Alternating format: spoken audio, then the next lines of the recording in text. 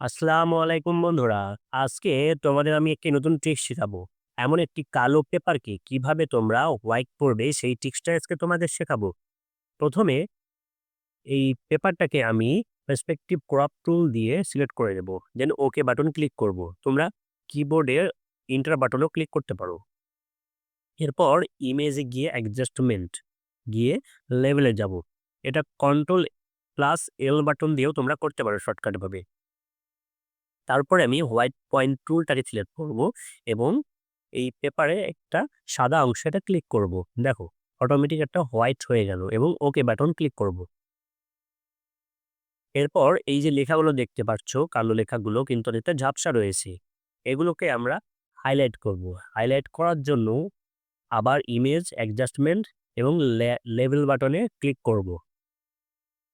দেন আমরা এই ক্ষেত্রে ব্ল্যাক পয়েন্ট টুলটাকে সিলেক্ট করে যেকোনো একটি লেখার উপরে যেটা তোমার কালো মনে হচ্ছে কম আছে এটাতে ক্লিক করো এবং দেন ওকে বাটন ক্লিক করবে। তবে এটা বাড়াতে বা কমাতে পারবে কালোটাকে ইচ্ছামতো তোমার ডকুমেন্ট অনুযায়ী বাড়াতে বা কমাতে পারবে। দেন ওকে বাটন ক্লিক করো। দেখো অনেকটাই কিন্তু সুন্দর হয়ে গেছে। তবে এই যে পেপারটার নিচে একটু ছাপ আছে, এই ছাপটাকে দূর করার জন্য আমরা ড্রাগ টুলটাকে সিলেক্ট করব এবং সিলেক্ট করে ড্রাগ টুলটা এই যে দেখতে পাচ্ছ ছাপগুলো রয়েছে, এই ছোপগুলোকে হোয়াইট করে দেব। এর জন্য এই ছোপগুলোর উপরে হালকা, হালকা করে ঘষে দেব। দেখো অনেকটাই সাদা হয়ে যাচ্ছে। ড্রপ টুল দিয়ে ঘষার পরে অনেকটাই দেখো হোয়াইট হয়ে যাচ্ছে। তবে এক্ষেত্রে লেখাগুলো কিন্তু খুব একটা ঝাপসা হবে না। লেখাগুলো এক্ষেত্রে খুব একটা নষ্ট হচ্ছে না। দেখো এভাবে আস্তে, আস্তে তোমরা করতে পারো।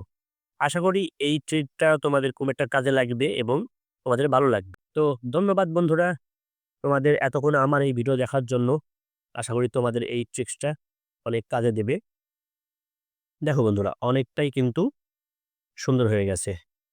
সো আল্লাহ হাফেজ। নেক্সট ডে আবার দেখা হবে।